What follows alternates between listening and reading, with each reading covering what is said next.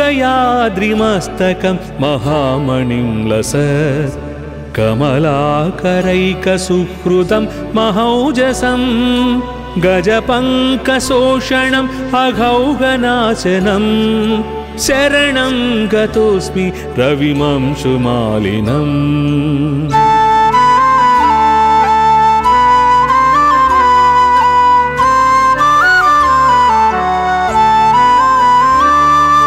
तिमिरापहारनिरतं निरामयं निजरागरञ्जित जगत्त्रयं विभुं गजपङ्कशोषणम् अघौघनाशनं शरणं गतोऽस्मि रविमंशुमालिनम्।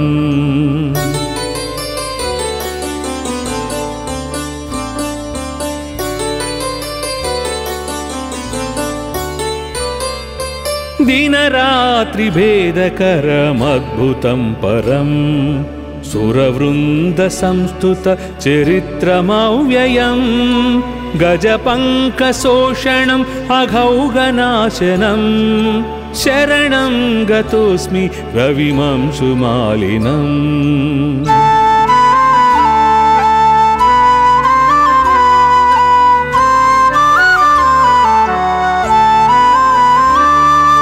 श्रुतिसारपारमजरामयं परं रमणीयविग्रह मुदग्ररोचिषं गजपङ्कशोषणम् अघौघनाशनं शरणं गतोऽस्मि रविमंशुमालिनम्।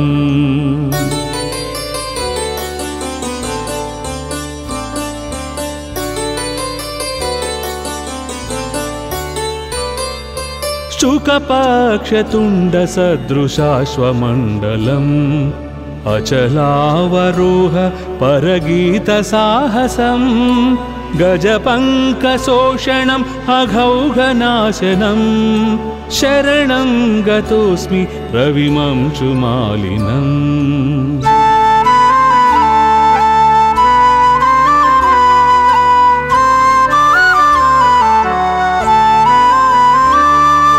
श्रुतितत्त्वगम्यम् अखिलाक्षिगोचरं जगदेकदीपम् उदयास्तरागिणं गजपङ्कशोषणम् अघौघनाशनं शरणं गतोऽस्मि रविमंशुमालिनम्।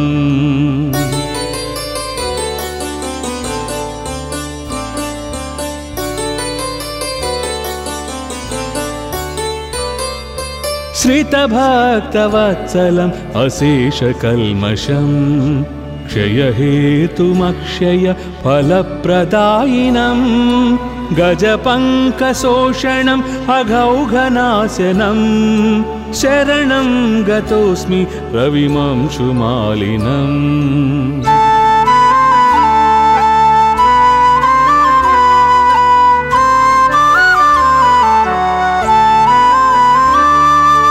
अहमन्वहं सतुरगक्षताटकी शतकोटिहालक महामहीधनं गजपङ्कशोषणम् अघौघनाशनं शरणं गतोऽस्मि रविमंशुमालिनम्।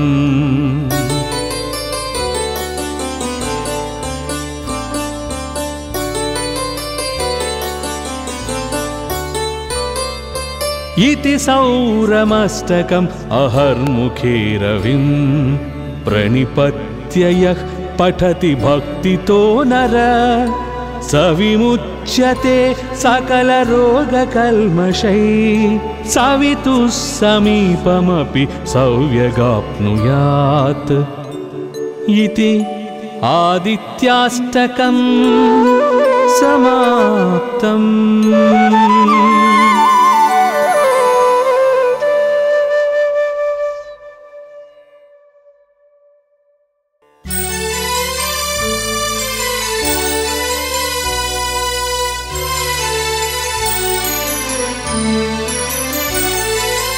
उदयाद्रिमस्तकं महामणिं लसत् कमलाकरैकसुहृदं महौजसं गजपङ्कशोषणम् अघौघनाशनं शरणं गतोऽस्मि रविमंशुमालिनम्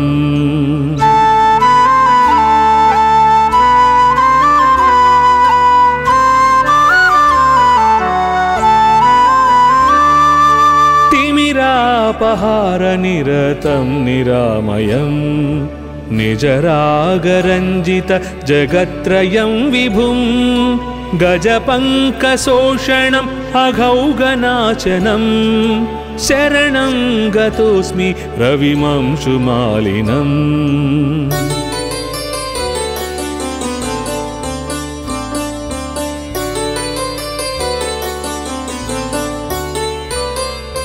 दिनरात्रिभेदकरमद्भुतं परं सुरवृन्दसंस्तुत चरित्रमव्ययं गजपङ्कशोषणम् अघौघनाशनं शरणं गतोऽस्मि रविमंशुमालिनम्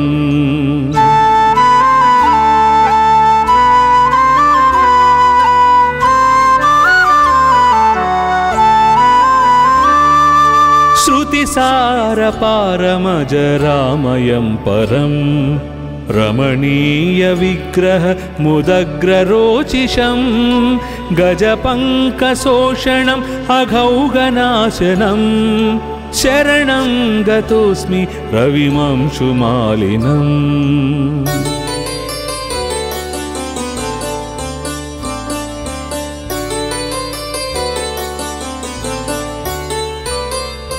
शुकपक्षतुण्डसदृशाश्वमण्डलम् अचलावरोह परगीतसाहसं गजपङ्कशोषणम् अघौघनाशनं शरणं गतोऽस्मि रविमंशुमालिनम्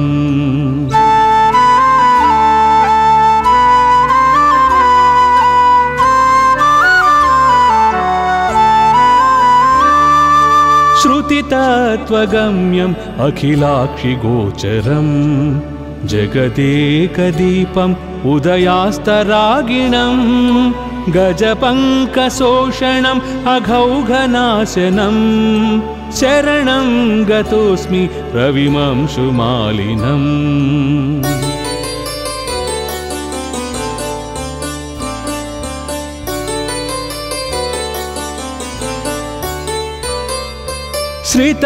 श्रितभक्तवत्सलम् अशेषकल्मषं क्षयहेतुमक्षय फलप्रदायिनं गजपङ्कशोषणम् अघौघनाशनं शरणं गतोऽस्मि रविमंशुमालिनम्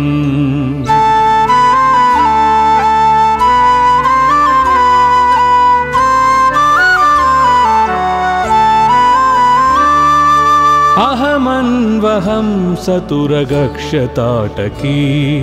शतकोटिहालक महामहीधनं गजपङ्कशोषणम् अघौघनाशनं शरणं गतोऽस्मि रविमंशुमालिनम्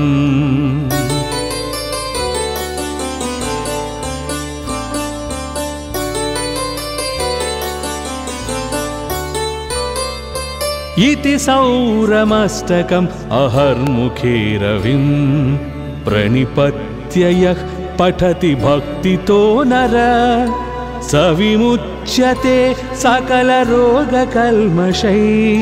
सवितुः समीपमपि सौव्यगाप्नुयात् इति आदित्याष्टकम् समाप्तम्।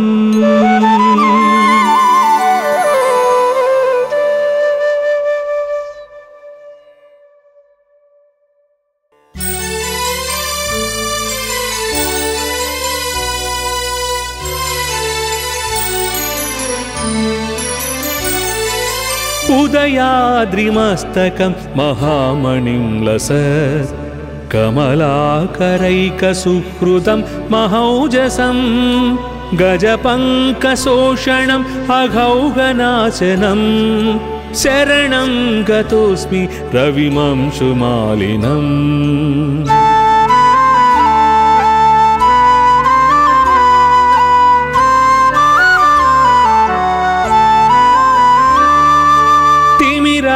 तिमिरापहारनिरतं निरामयं निजरागरञ्जित जगत्त्रयं विभुं गजपङ्कशोषणम् अघौगनाशनं शरणं गतोऽस्मि रविमंशुमालिनम्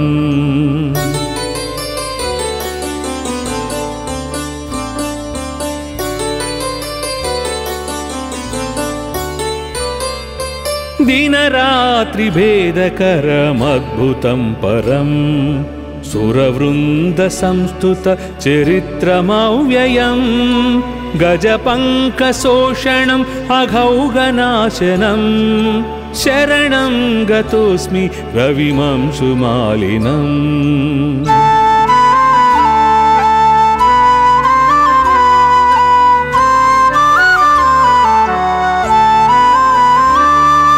श्रुतिसारपारमजरामयं परं रमणीयविग्रह मुदग्ररोचिषं गजपङ्कशोषणम् अघौगनाशनं शरणं गतोऽस्मि रविमंशुमालिनम्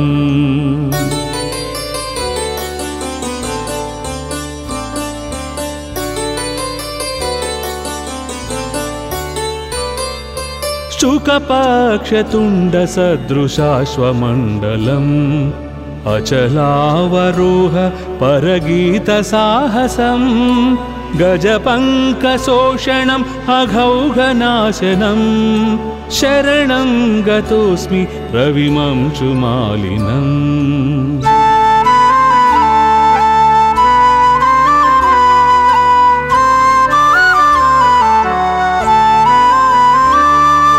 श्रुतितत्त्वगम्यम् अखिलाक्षिगोचरं जगदेकदीपम् उदयास्तरागिणं गजपङ्कशोषणम् अघौगनाशनं शरणं गतोऽस्मि रविमंशुमालिनम्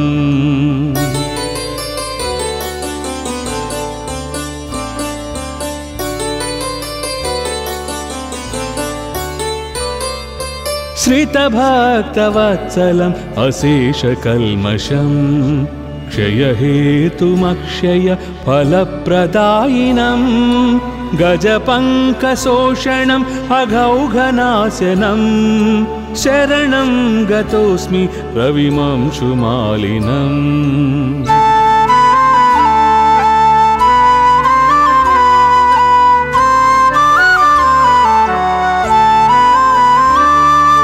अहमन्वहं सतुरगक्षताटकी शतकोटिहालक महामहीधनं गजपङ्कशोषणम् अघौगनाशनं शरणं गतोऽस्मि रविमंशुमालिनम्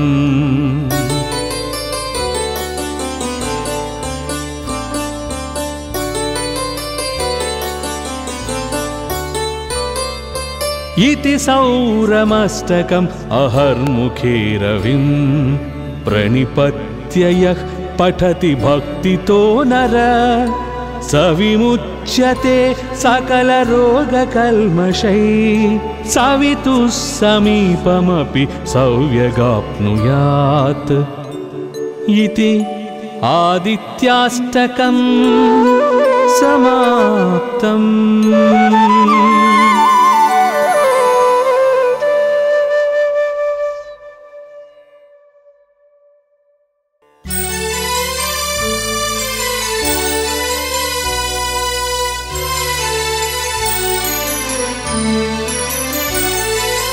उदयाद्रिमस्तकं महामणिं लसत् कमलाकरैकसुहृदं महौजसं गजपङ्कशोषणम् अघौगनाशनं शरणं गतोऽस्मि रविमंशुमालिनम्।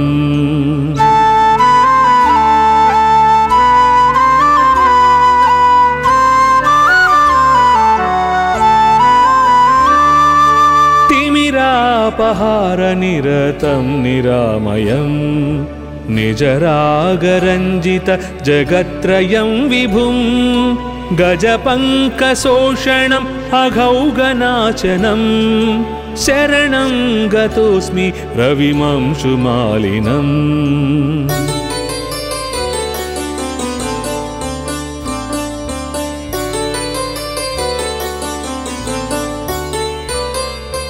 दिनरात्रिभेदकरमद्भुतं परं सुरवृन्दसंस्तुतचरित्रमव्ययं गजपङ्कशोषणम् अघौघनाशनं शरणं गतोऽस्मि रविमंशुमालिनम्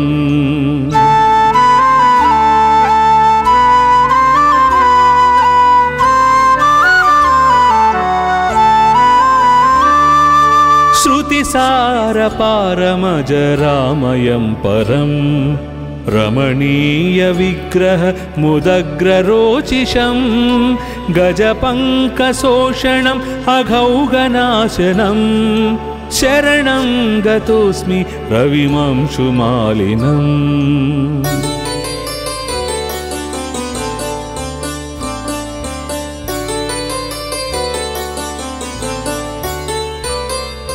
शुकपक्षतुण्डसदृशाश्वमण्डलम् अचलावरोह परगीतसाहसं गजपङ्कशोषणम् अघौघनाशनं शरणं गतोऽस्मि रविमंशुमालिनम्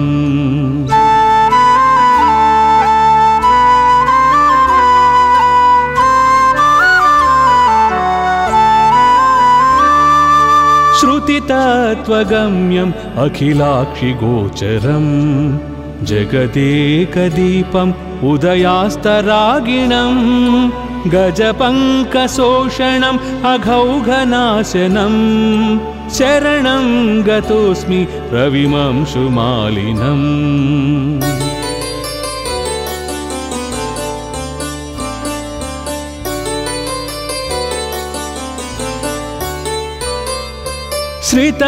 श्रितभक्तवत्सलम् अशेषकल्मषं क्षयहेतुमक्षय फलप्रदायिनं गजपङ्कशोषणम् अघौघनाशनं शरणं गतोऽस्मि रविमंशुमालिनम्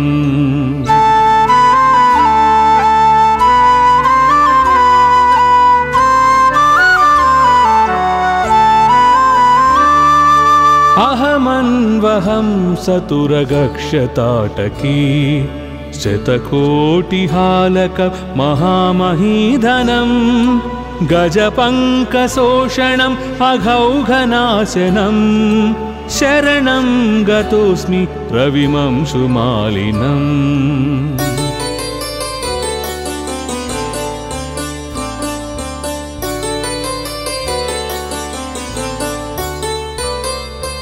इति सौरमस्तकम् अहर्मुखे रविं प्रणिपत्य यः पठति भक्तितो नर स विमुच्यते सकलरोगकल्मषैः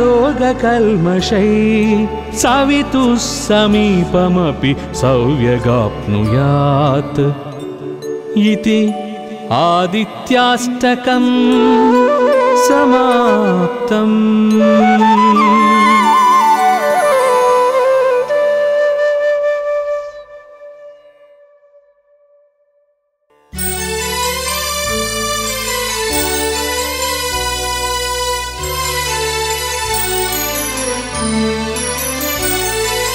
उदयाद्रिमस्तकं महामणिं लसत् कमलाकरैकसुहृदं महौजसं गजपङ्कशोषणम् अघौघनाशनं शरणं गतोऽस्मि रविमंशुमालिनम्।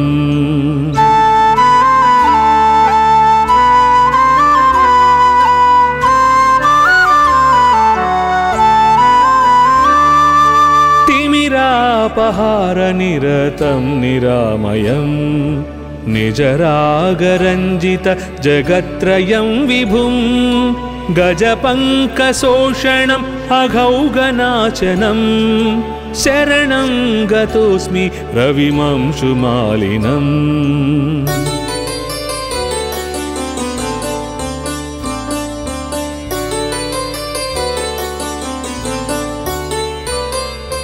दिनरात्रिभेदकरमद्भुतं परं सुरवृन्दसंस्तुतचरित्रमव्ययं गजपङ्कशोषणम् अघौघनाशनं शरणं गतोऽस्मि रविमंशुमालिनम्।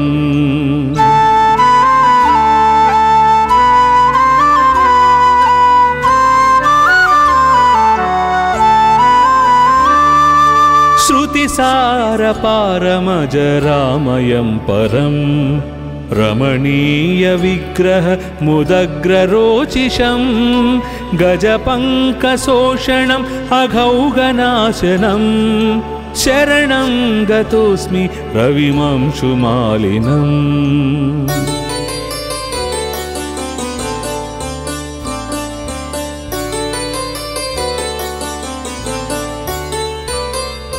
शुकपक्षतुण्डसदृशाश्वमण्डलम् अचलावरोह परगीतसाहसं गजपङ्कशोषणम् अघौघनाशनं शरणं गतोऽस्मि रविमंशुमालिनम्।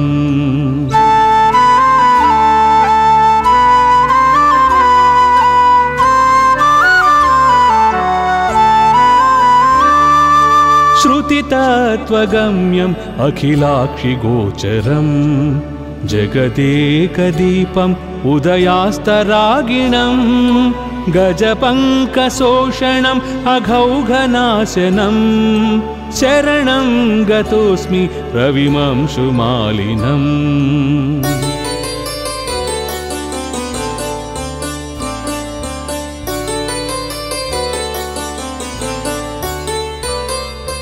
श्रितभक्तवत्सलम् अशेषकल्मषं क्षयहेतुमक्षय फलप्रदायिनं गजपङ्कशोषणम् अघौघनाशनं शरणं गतोऽस्मि रविमंशुमालिनम्।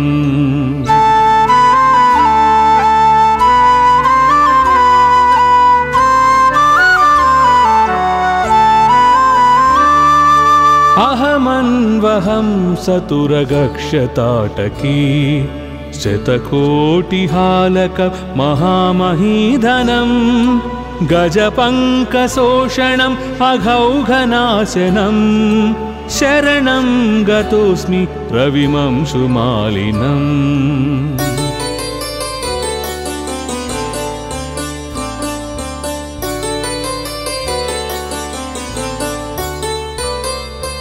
इति सौरमष्टकम् अहर्मुखे रविं प्रणिपत्य यः पठति भक्तितो नर स विमुच्यते सकलरोगकल्मषैः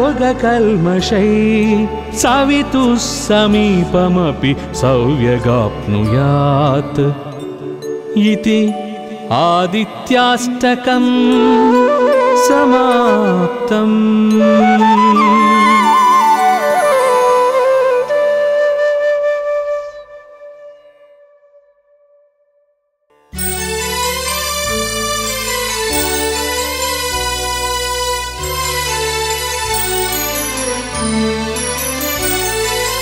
उदयाद्रिमस्तकं महामणिं लसत् कमलाकरैकसुहृदं महौजसं गजपङ्कशोषणम् अघौघनाशनं शरणं गतोऽस्मि रविमंशुमालिनम्।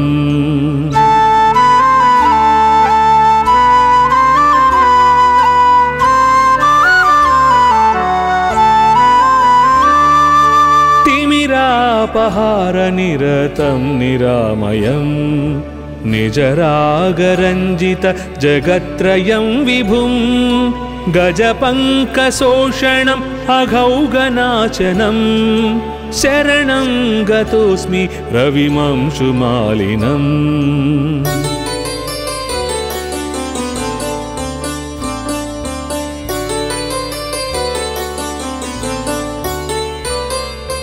दिनरात्रिभेदकरमद्भुतं परं सुरवृन्दसंस्तुतचरित्रमव्ययं गजपङ्कशोषणम् अघौघनाशनं शरणं गतोऽस्मि रविमंशुमालिनम्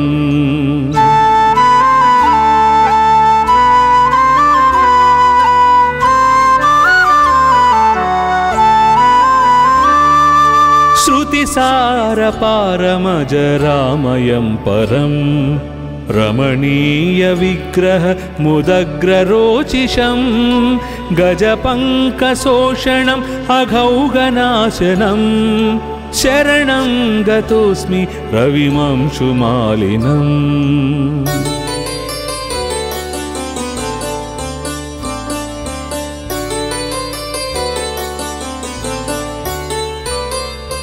शुकपक्षतुण्डसदृशाश्वमण्डलम् अचलावरोह परगीतसाहसं गजपङ्कशोषणम् अघौघनाशनं शरणं गतोऽस्मि रविमंशुमालिनम्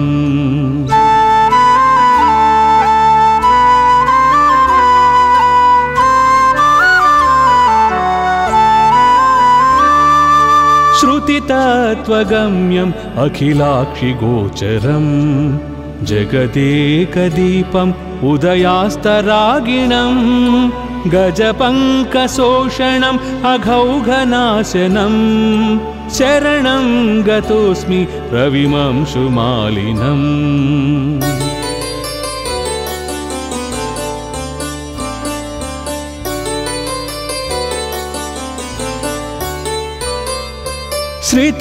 श्रितभक्तवत्सलम् अशेषकल्मषं क्षयहेतुमक्षय फलप्रदायिनं गजपङ्कशोषणम् अघौघनाशनं शरणं गतोऽस्मि रविमंशुमालिनम्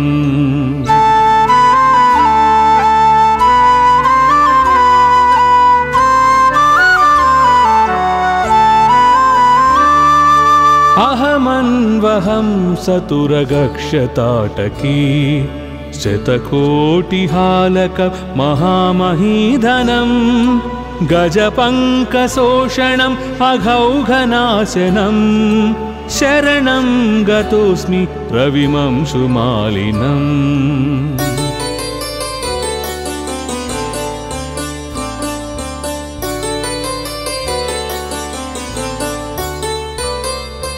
इति सौरमस्तकम् अहर्मुखे रविं प्रणिपत्य यः पठति भक्तितो नर स विमुच्यते सकलरोगकल्मषैः सवितुः समीपमपि सौव्यगाप्नुयात् इति आदित्याष्टकम् समाप्तम्।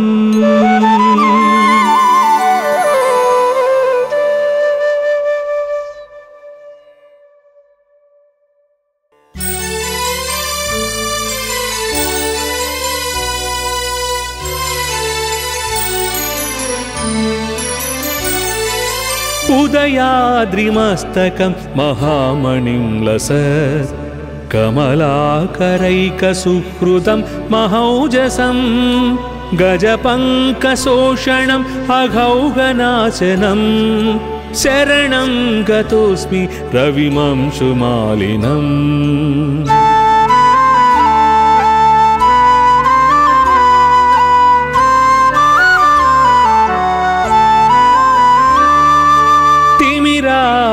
तिमिरापहारनिरतं निरामयं निजरागरञ्जित जगत्त्रयं विभुं गजपङ्कशोषणम् अघौघनाशनं शरणं गतोऽस्मि रविमंशुमालिनम्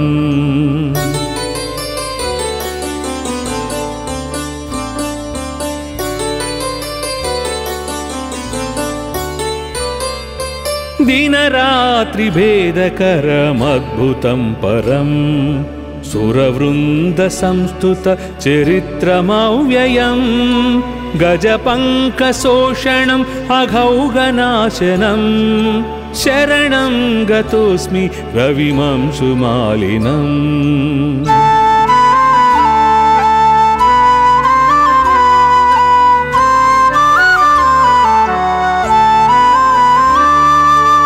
श्रुतिसारपारमजरामयं परं रमणीयविग्रह मुदग्ररोचिषं गजपङ्कशोषणम् अघौघनाशनं शरणं गतोऽस्मि रविमंशुमालिनम्।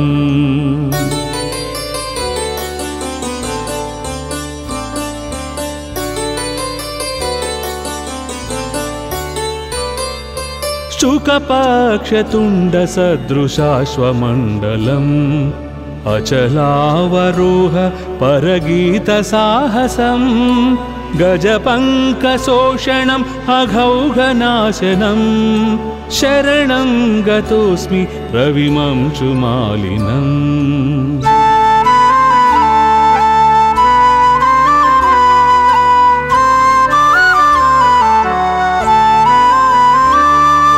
श्रुतितत्त्वगम्यम् अखिलाक्षिगोचरं जगदेकदीपम् उदयास्तरागिणं गजपङ्कशोषणम् अघौघनाशनं शरणं गतोऽस्मि रविमंशुमालिनम्।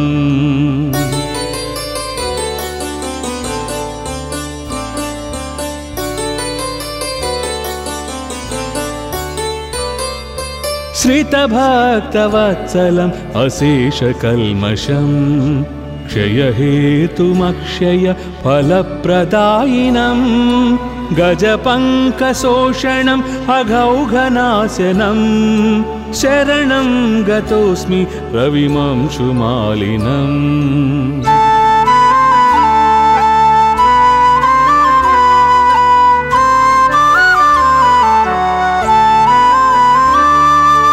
अहमन्वहं सतुरगक्षताटकी शतकोटिहालक महामहीधनं गजपङ्कशोषणम् अघौघनाशनं शरणं गतोऽस्मि रविमंशुमालिनम्।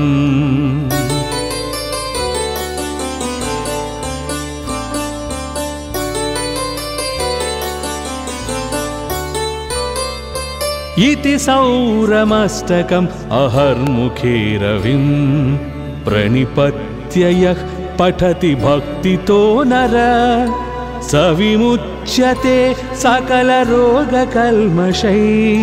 सवितुः समीपमपि सौव्यगाप्नुयात्। इति आदित्याष्टकम् समाप्तम्।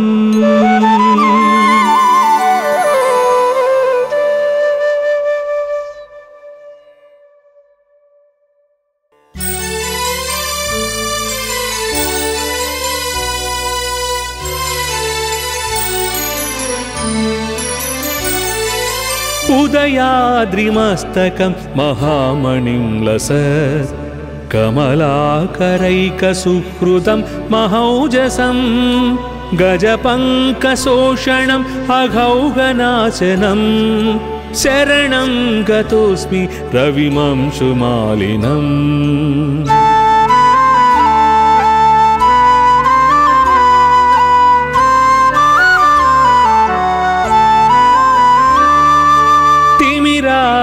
तिमिरापहारनिरतं निरामयं निजरागरञ्जित जगत्त्रयं विभुं गजपङ्कशोषणम् अघौघनाशनं शरणं गतोऽस्मि रविमंशुमालिनम्।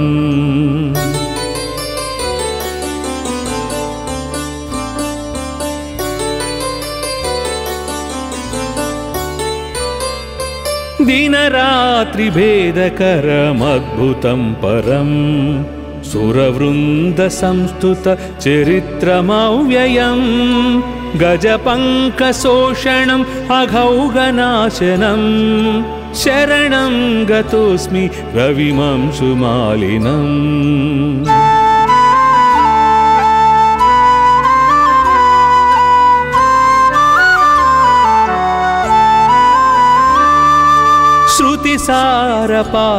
श्रुतिसारपारमजरामयं परं रमणीयविग्रह मुदग्ररोचिषं गजपङ्कशोषणम् अघौघनाशनं शरणं गतोऽस्मि रविमंशुमालिनम्।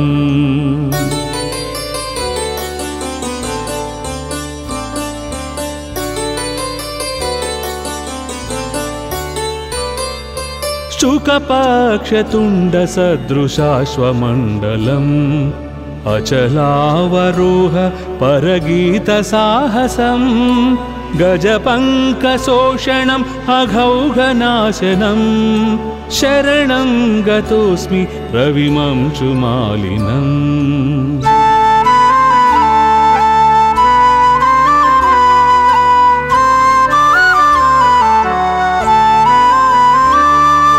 श्रुतितत्त्वगम्यम् अखिलाक्षिगोचरम् जगदेकदीपम् उदयास्तरागिणम् गजपङ्कशोषणम् अघौघनाशनं शरणं गतोऽस्मि रविमंशुमालिनम्।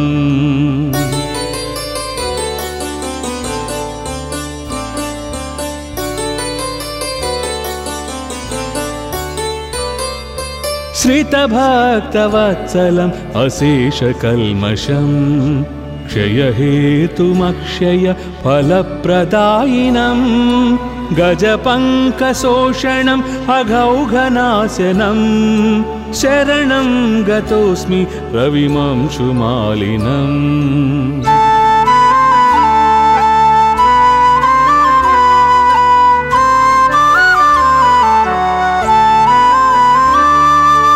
अहमन्वहं सतुरगक्षताटकी शतकोटिहालक महामहीधनं गजपङ्कशोषणम् अघौघनाशनं शरणं गतोऽस्मि रविमंशुमालिनम्।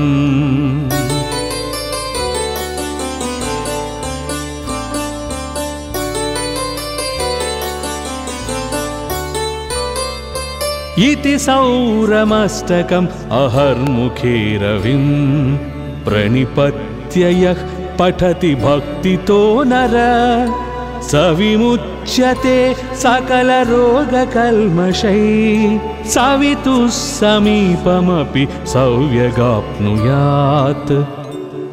इति आदित्याष्टकम् समाप्तम्।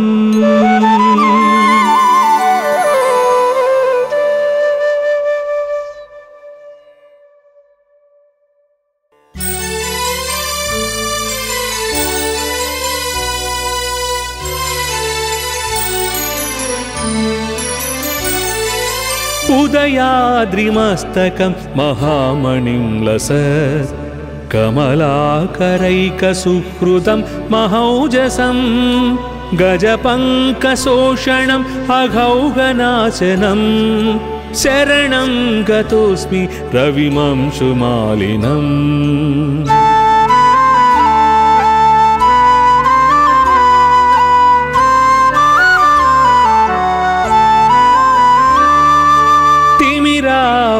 तिमिरापहारनिरतं निरामयं निजरागरञ्जित जगत्त्रयं विभुं गजपङ्कशोषणम् अघौघनाशनं शरणं गतोऽस्मि रविमंशुमालिनम्।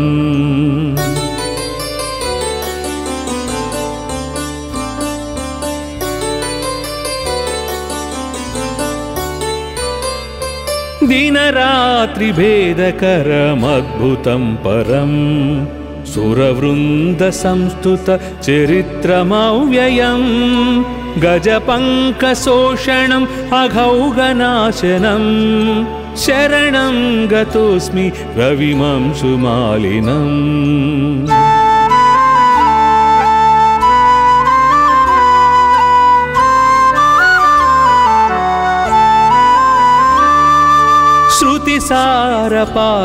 श्रुतिसारपारमजरामयं परं रमणीयविग्रह मुदग्ररोचिषं गजपङ्कशोषणम् अघौघनाशनं शरणं गतोऽस्मि रविमंशुमालिनम्।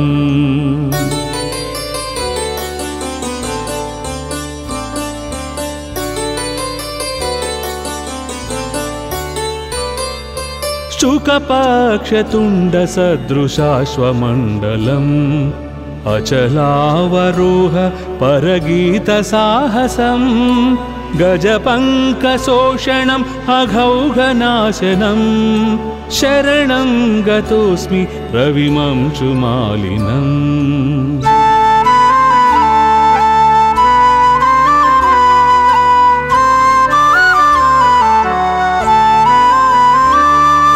श्रुतितत्त्वगम्यम् अखिलाक्षिगोचरम् जगदेकदीपम् उदयास्तरागिणम् गजपङ्कशोषणम् अघौघनाशनम् शरणं गतोऽस्मि रविमंशुमालिनम्।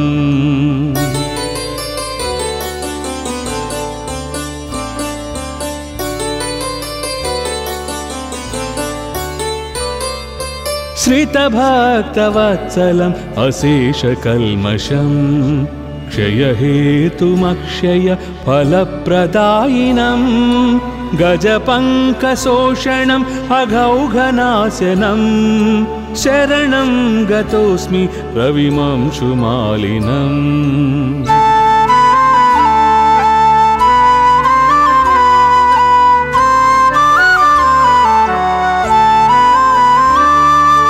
अहमन्वहं सतुरगक्षताटकी शतकोटिहालक महामहीधनम् गजपङ्कशोषणम् अघौघनाशनम् शरणं गतोऽस्मि रविमंशुमालिनम्।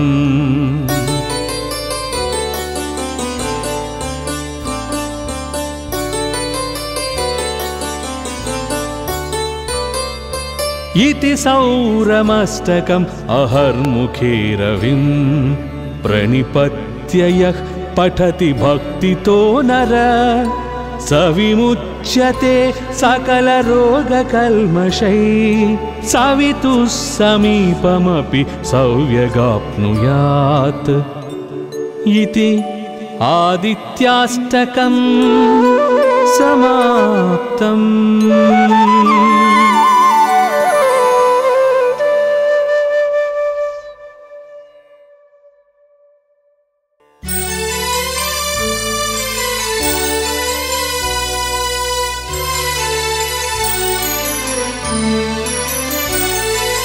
उदयाद्रिमस्तकं महामणिं लसत् कमलाकरैकसुहृदं महौजसं गजपङ्कशोषणम् अघौघनाशनम् शरणं गतोऽस्मि रविमंशुमालिनम्।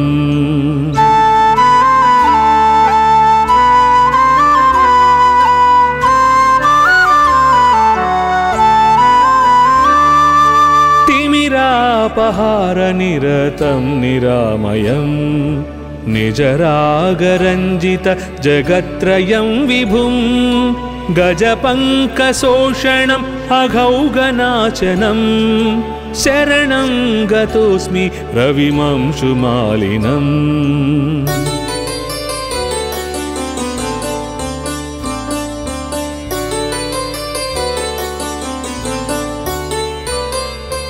दिनरात्रिभेदकरमद्भुतं परम् सुरवृन्दसंस्तुत चरित्रमव्ययम् गजपङ्कशोषणम् अघौघनाशनम् शरणं गतोऽस्मि रविमंशुमालिनम्।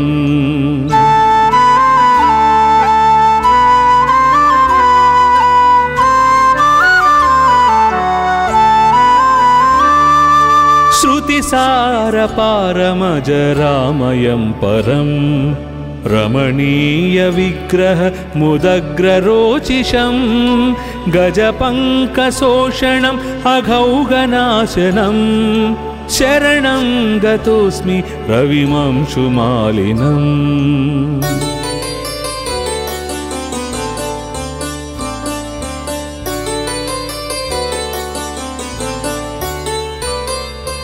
शुकपक्षतुण्डसदृशाश्वमण्डलम् अचलावरोह परगीतसाहसम् गजपङ्कशोषणम् अघौघनाशनम् शरणं गतोऽस्मि रविमंशुमालिनम्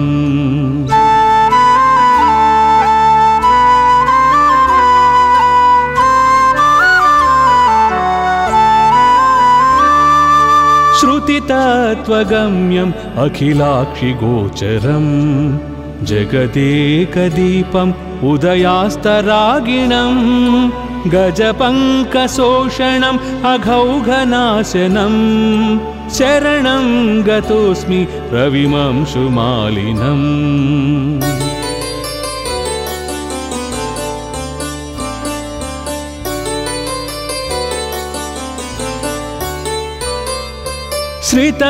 श्रितभक्तवत्सलम् अशेषकल्मषम् क्षयहेतुमक्षय फलप्रदायिनम् गजपङ्कशोषणम् अघौघनाशनम् शरणं गतोऽस्मि रविमंशुमालिनम्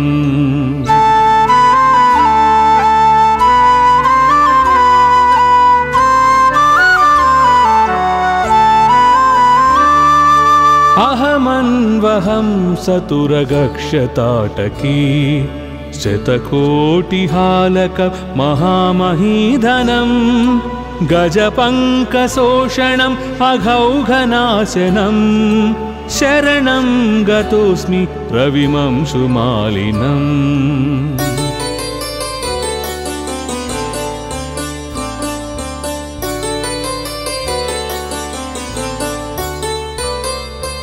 इति सौरमष्टकम् अहर्मुखे रविम् प्रणिपत्य यः पठति भक्तितो नर स विमुच्यते सकलरोगकल्मषैः सवितुः समीपमपि सौव्यगाप्नुयात् इति आदित्याष्टकम् समाप्तम्।